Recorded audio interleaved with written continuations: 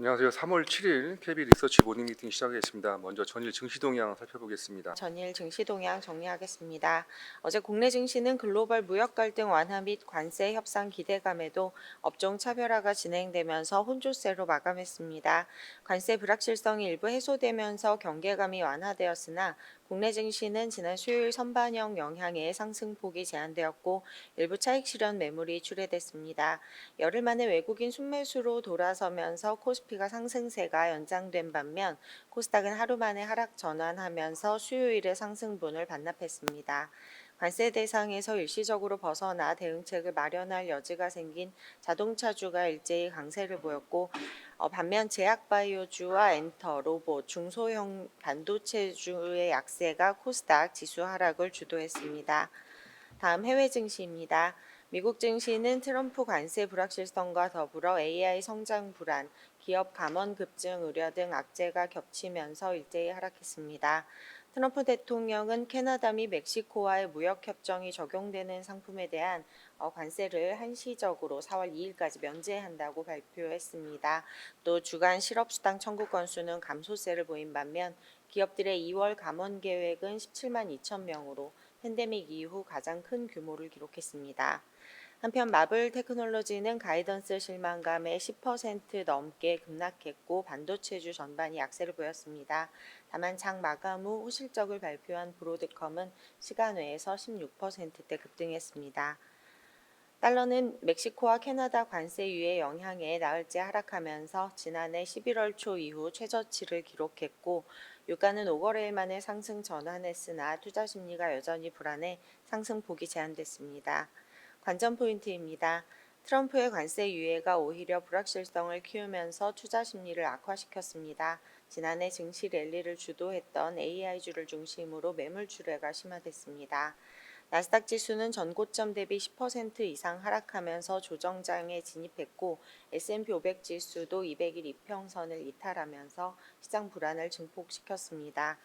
오늘 밤 미 고용보고서를 앞두고 기업들의 감원 이슈가 부각된 점도 증시에 부담으로 작용할 예정입니다. 전망입니다. 업종별 이슈를 점검하면서 차분한 대응이 필요하겠습니다. 이상입니다. 네, 뉴욕 증시가 일제히 하락하는 모습입니다. 트럼프 관세 유예가 오히려 불확실성을 키우는 모습인데요. 나스닥은 전고점 대비 10% 이상 하락하며 조정장에 진입하는 모습입니다. 네, 다음은 미국 매크로 한번 살펴보겠습니다. 권희진 의원입니다. 네, 안녕하세요. 매크로팀 권희진입니다. 당분간 미국 경기 모멘텀이 좀 주춤할 것이다라고 하는 저희 전망을 계속해서 유지를 합니다. 관세 관련한 불확실성이 아직도 현재 진행 중인 상황인데 여기에 더해서 물가 상승 부담이 소비 심리 위축을 좀 더 가속화하고 있고요. 그리고 고용 지표 앞으로 발표될 것들에 대해서도 눈높이를 좀 낮춰야 될 필요가 있는 시점이기 때문입니다. 기대 물가가 올라가면 경기 우려가 높아지는 이런 모습은 인플레이션 시대에 전형적으로 이제 모멘텀 둔화될 때 나타나는 특징이기도 합니다. 경기가 이렇게 둔화 국면으로 진입할 조짐을 보이면서 최근에 주식시장 변동성도 굉장히 높은데요. 미국 가계가 가지고 있는 주식 보유가 상당히 좀 많아졌다라는 점을 고려를 하면 가계의 심리도 주식시장 변동에 있어서 이전보다 더 크게 영향을 받을 가능성이 좀 높아 보입니다. 그래서 그림 오른쪽 그림에서 보시는 것처럼 지금 소비자들이 주식에 대해서 기대감을 가졌던 부분들이 좀 상당히 많이 되돌려지는 모습들을 보여주고 있기 때문에 이후에 소비 심리 측면에서 조금 더 부정적인 영향을 미칠 가능성이 좀 있겠습니다. 이렇게 자산 효과가 약해지면 명목소득 증가세가 둔화를 하는데 여기에 더해서 기대 인플레이션이 올라가기 때문에 명목에서 인플레이션 전망을 좀 뺀 실질적인 측면에서의 소득과 소비 부담은 더 커질 수밖에 없습니다. 그래서 과거 사례를 좀 살펴보면은 기대 물가가 올라가고 경기 모멘텀은 약해질 때 보통 저축률이 좀 오르는 경향이 있거든요. 소비자들이 불확실한 미래에 대해서 좀 대비를 하기 위해서 돈을 아끼기 때문일 걸로 생각이 듭니다. 지금은 스태그플레이션까지는 아니지만 약하게나마 그런 성격, 그러니까 경기가 좀 둔화하고 물가가 올라가는 이런 성격의 매크로 환경이 전개가 되면서 앞으로 소비자들이 지금보다 좀 더 보수적으로 지출할 가능성이 좀 높을 것 같다라고 생각할 수 있을 것 같습니다. 이상입니다. 네, 미국의 경기 모멘텀이 주춤할 것이라는 전망을 유지하도록 하겠습니다. 무역 정책 불확실성이 아직 진행 중인 가운데 물가 상승 부담은 소비 심리 위축을 가속화하고 향후 발표될 고용 지표에 대해서 눈높이를 낮춰야 할 것으로 판단이 됩니다. 최근 주식시장의 변동성도 높아졌는데요. 자산 효과 둔화와 기대 인플레이션 상승 우려는 실질 소비의 부담 요인이라는 그런 권희진 의원의 코멘트였습니다. 다음은 환율 시장 한번 살펴보겠습니다. 오재영 의원입니다. 네, 관세 불확실성에도 달러가 좀 눈에 띄는 약세를 보이고 있습니다. 원화는 상대적으로 좀 따라가지 못하는 모습인데 달러 약세로 인해서 더디게 강세로 이어질 거다라는 전망을 드리겠습니다. 트럼프가 캐나다 및 멕시코에 대한 관세 부과를 강행을 했고 중국에 대한 10%포인트 관세 추가 인상을 발표를 했습니다. 다만 이렇게 격화되고 있는 관세 전쟁에도 일단은 그 최근에 나타나고 있는 미국의 경기 둔화 사인이 좀 눈에 띄기 때문에 관세 전쟁이 최악으로 치닫지는 못할 것이라는 예상을 좀 높이고 있습니다. 일단은 5일에 멕시코 및 캐나다산 수입차에 대해서는 한 달 면제를 발표하면서 좀 한가름 물어서는 모습이고요. 소비자 기대 지수나 제조업 지수 등이 예상치를 하회하면서 미국의 경기 서프라이즈 지수가 이제 어느새 마이너스 영역으로 진입하면서 미국과 기타 지역 간의 그 경기 격차가 좀 축소되는 모습입니다. 금리 인하 기대가 올해 1.5차례까지 축소되었다가 현재는 2에서 3회까지 좀 증가를 하면서 이러한 것들이 달러 약세로 좀 작용하고 있지 않나라고 보이고 있고 미 10년 금리도 최고점 대비 40bp 가까이 축소되면서 시장은 좀 협상 가능성 이런 것들로 인한 달러 약세 이런 방향으로 좀 나아가고 있습니다. 최근에 엔화의 강세가 좀 눈에 띕니다. 이에 따라서 엔캐리 트레이드 우려가 좀 재점화되고 있는데요. 저희는 작년에 한 차례 있었던 그 엔캐리 트레이드 우려 당시 좀 자료를 통해서 BOJ보다는 미국의 경기, 즉 미국 경기 침체 우려가 좀 확대되면 자금이 회수가 되고 반면에 이제 경기가 좀 무난하게 흘러간다면 좀 엔캐리 트레이드 우려에 그칠 가능성 이런 것들을 좀 짚었었습니다. 일단은 일본 내에서는 BOJ가 연내 추가 금리 인상을 좀 시사를 했고 특히 최근에 일본의 인플레이션율이 생각보다 좀 빠르게 올라오면서 추가 금리 인상 필요성이 강화되고 있습니다. 이에 따라서 미일 금리 차가 굉장히 좀 빠르게 축소가 되고 있는 상태이기 때문에 달러에는 좀 완만하게 추가적으로 하락할 가능성이 높다라고 생각을 하고 있습니다. 달러원은 상대적으로 좀 하락이 더딥니다. 원래는 이제 엔화랑 연동성이 강하기 때문에 좀 강세가 갈 가능성이 있었는데 지금은 국내 정치적 불확실성과 우리나라가 이제 미국에 대한 수출 비중이 높다 보니까 트럼프 관세에 좀 민감하게 반응하는 모습입니다. 탄핵 관련 정치적 불확실성이 아직 선고일은 정해지지 않았지만 현재 탄핵 심판 변론을 모두 마치고 사건은 심리 중인 상태이고요. 과거에 14일에서 한 11일 정도 이후에 선고가 이루어졌던 것을 감안하면 3월 둘째 주 내 결론이 나올 가능성이 높다라고 좀 보이고 있고 과거에도 결론 발생 이후에는 불확실성 완화와 원화 가치 안정화로 이어졌던 점을 제시드립니다. 이상입니다. 트럼프 관세 강행에도 미국 경기 둔화로 관세 완화 기대가 확대되는 모습입니다. 미국의 경기 둔화는 달러 약세 압력으로 정해질 것으로 보이는데요. 현재 달러 지수는 105포인트까지 하락을 하면서 트럼프 당선 전인 2024년 11월 이후에 가장 낮은 수준까지 하락을 했습니다. 반면에 국내 원화는 국내 정치적 불확실성이라든지 그런 트럼프의 관세 리스크가 주요 변수인데요. 원화와 연동성이 강한 엔화 강세에도 불구하고 14일이 원화가 강세로 전환하지 못하고 있습니다. 관세 불확실성이라는 완화되는 그런 방향으로 진행이 된다면 달러화는 최근 달러 하락과 함께 1,400원대 초반을 시도할 것이라는 그런 오재영 의원의 코멘트였습니다. 다음은 반도체 소재 부품 장비 한번 업데이트 보고 살펴보겠습니다. 이의진 의원입니다. 안녕하세요. 반도체 소보장 담당 이의진입니다. 유리 플래터 기반의 HDD가 AI 서버 증가로 인해 수혜를 받을 것으로 전망이 됩니다. 그 HDD에서 플래터의 역할은 데이터를 물리적으로 저장하는 원형의 부품입니다. 그렇기 때문에 HDD에서 핵심적인 구성 요소인데 알루미늄과 유리기판으로 플래터가 소재 구분이 됩니다. 여기서도 유리기판 같은 경우는 기존 알루미늄을 대체하는 제품으로 열적 특성이 좋고 또 얇은 두께로 같은 공간에 더 많은 플래터를 배치할 수 있습니다. 또 특히 데이터 저장 밀도가 높기 때문에 고용량 제품에 유리합니다.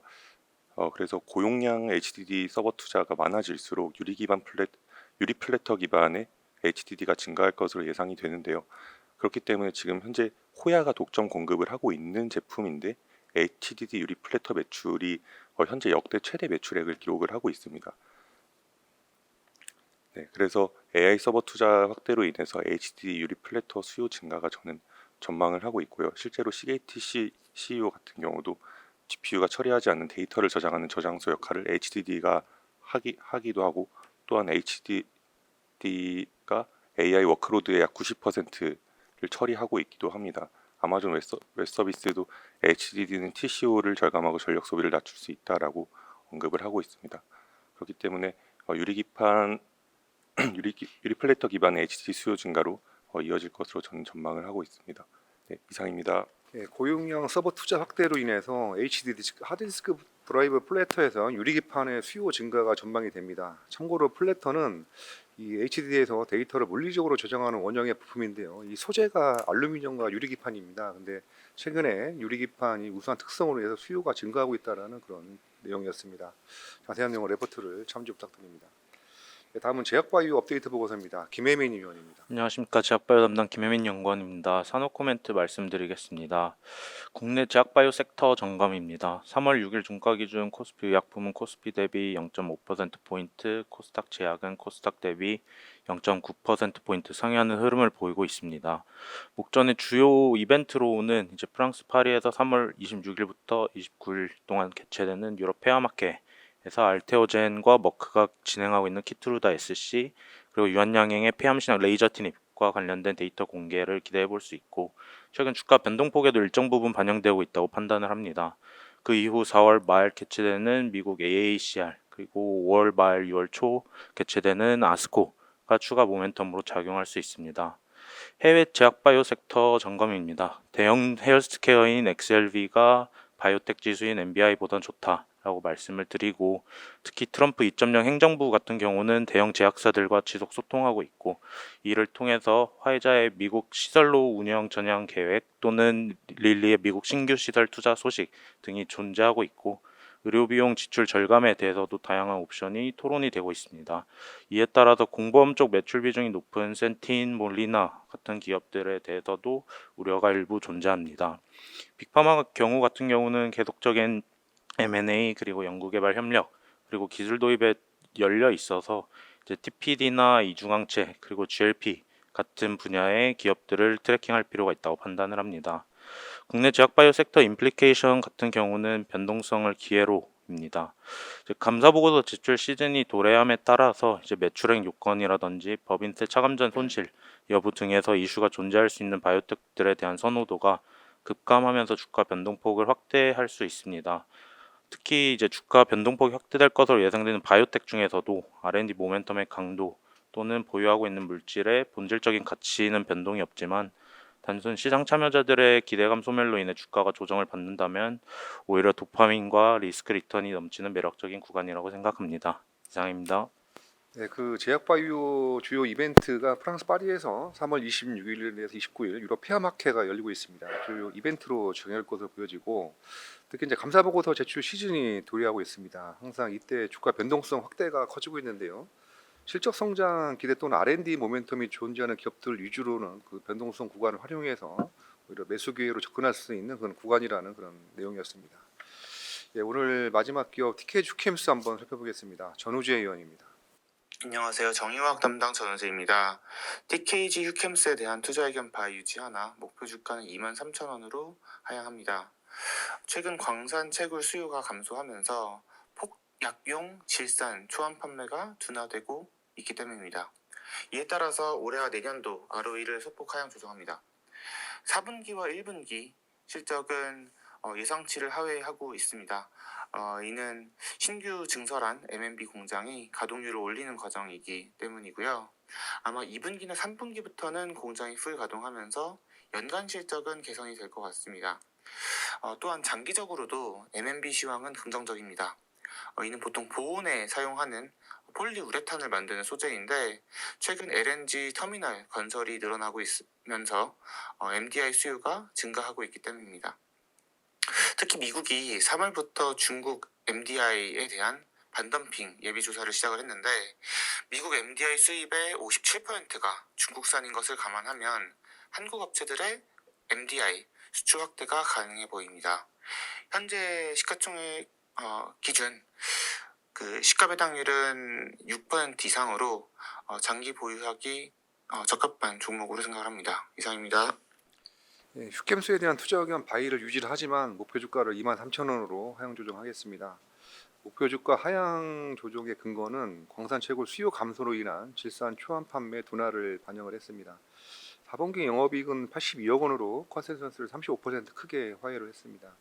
반면에 2025년에는 그 M&B 증설 효과가 반영이 되면서 전년 대비 4% 이상 영업이익이 증가할 것으로 이렇게 추정을 하도록 하겠습니다. 자세한 내용은 레포트를 참조 부탁드립니다. 이상으로 3월 7일 KBL 리서치 모닝 미팅 마치도록 하겠습니다. 감사합니다.